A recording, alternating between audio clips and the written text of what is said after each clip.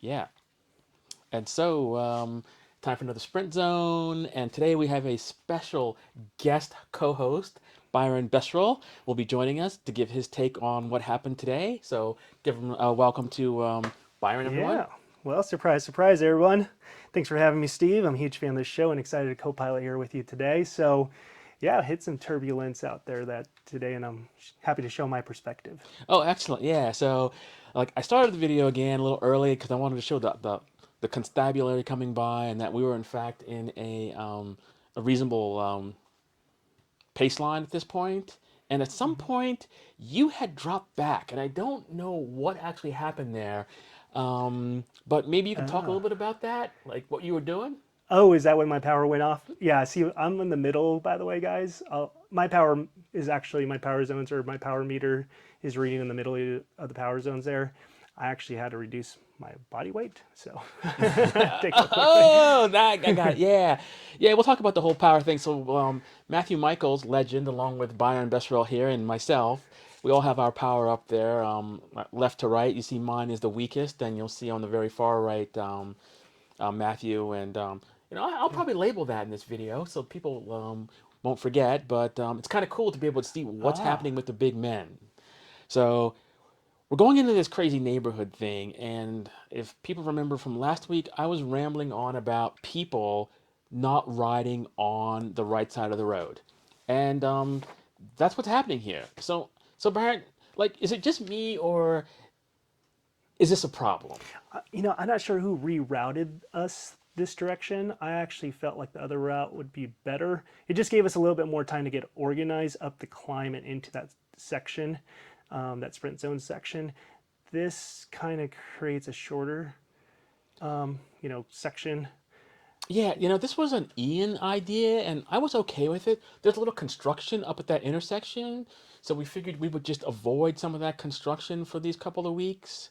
But Okay. I'm looking at people on the left here, and I remember having a conversation with Dean here, and Dean is telling me he doesn't know why these people are over there.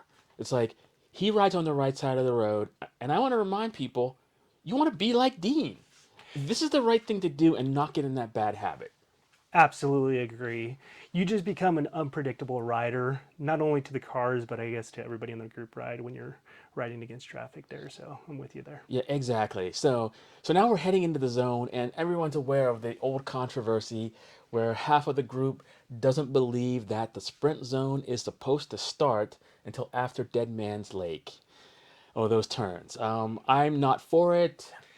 I got to agree with you. I think the whole idea that sprint section is for everybody to have a productive ride and gain something beneficial, like fitness wise. So I think starting off this, just right off the back right here is a better idea. But at a good steady tempo, so whoever wants to take the lead and just hold a good steady tempo without any really surges, I think will benefit everybody as a group. So Yeah, I that's my think so. take.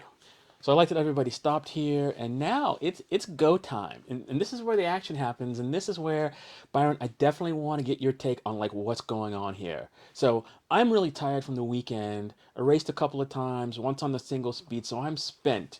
So I'm hoping, actually, I was hoping that people would be mellow and that they would adhere to the whole let's take it easy thing, and then here you come. Yeah, I got some work to do. I got to, burn off some of those Lanceritas over the weekend and those wings you saw me eat. So I kind of just want to, I see you shoot up the road. I want to get up there and help you out, get a good, productive, workout myself, and just hold it steady. Yeah, and I just wanted to be up near the front because I didn't want to be back behind a lot of those people that would just let things go. So you see at this point, Matthew attacks. And if you look at his power there on the right, there's some serious watts being thrown out there. There's like 450 watts. You're throwing out like low 400s, keeping him in check. I'm sitting in at over 300. It's not quite game on yet, but it's Yeah. not a walk in the park. Right. And I try to hold back here. I did notice that Matthew went off a little hard there. Nothing against it. I just thought I would hold back and kind of try to soft pedal if I could and keep everybody attached to the group ride. So that's what we're doing here. Yeah, I wondered about that, and I wondered because you let that little bit of that gap go, and I was okay with it. And like looking back here, you can see the damage that's been done, and I'm not certain if this is because people can't, or are those the people back there that have decided that it's just too dangerous? What are your thoughts here? I'm not sure. Dean definitely has it in his legs. I think Dean could have, if he wanted to, he could have been part of this. Of course, I didn't know at that moment. It was only just basically, me plus three behind me. I thought there was more connected. I took it steady, kind of like the Sky, Team Sky or Team Ineos now these days, the steady route where they just hold the power to keep it together. Yeah, and And I then was close. surprised. I didn't know that either. I thought that the whole group was behind this, and then when looking at the video, seeing that only Ian and John, and I know Justin is back there. Justin could easily be here, and Hernan has a lot of strength. John, I don't understand why they're not here. No, and I totally agree. And this is where I kind of don't agree with this reroute because it shortens it shortens the kind of the runway to the top of the climb where people are scattering and scrambling to get in position or get into their position, which creates this. Well, this was okay. And so, like, I noticed you were sitting back, and I was perfectly happy to be sitting back. I was a little concerned that you were letting Matthew go, and then Johnny comes through, and now it's really dangerous. I mean, it was dangerous before, and then this is when you start throwing the Yeah, power on. And you see Matthew at like 600 watts. You're over right. four. What are your thoughts here? So I did see Johnny come around. He did kind of take a little dig there. I didn't want to be too jumpy and create people falling apart back there. So I just started taking inventory. If you could see, if you think back, I was looking around, looking at who's coming in with us, and then it just became the gap started building. You'd want to give Michaels too much real estate. We all know what happens there. It just becomes a problem, and you don't come back. So Yeah. And I was really hurting here. I was like I mentioned, I was tired from the weekend. I was like on the rivet. So I noticed you didn't have a heart rate monitor, or I didn't see your data there. So I didn't throw your heart rate up there. But like mine is like 166. That's about where I'm happy. Like on the limit. And pushing that kind of wattage, it was all I could do at this point. And but I'm happy that you closed it, and that did a serious amount of damage. I thought it was your move that like shook everybody, but I was super surprised that like early on, like nobody came with us. agree. And I think I used to write with a heart rate monitor, but I'm kind of an old school guy, so I go away with it. But my heart rate would be probably in line with yours. And then I see Matthews putting out some major power there. He is doing a lion's share of the work here. He's been out there since the beginning. I'm telling Johnny at this point to pull around him, rotate, and to give. Basically, I'm trying to help Matthews recharge because we still have a long section. He won't. Johnny wouldn't budge. So, I think the word is couldn't, because I couldn't. well, at least do a fake pull, right? Just help me pull. I'm trying to go around one rider, then overtake two riders. It's just a loss of watts there and a loss of energy from my side. So I get up there. I try to help out Matthews. I don't want his energy and his work to be lost. So Yeah, I look at the watch. I'm sitting in. Look at this. I'm pulling 340 watts. You're doing upwards of 400. Matt, you're sitting in at 700 watts there. I mean, this was like a serious effort, and I knew that I was not going to be able to contribute at this point. My heart rate, like almost like in the 170s. The only thing that kept me there was that I wanted to at least stay with Johnny because I figure I'm stronger than him on most days, and I had the camera.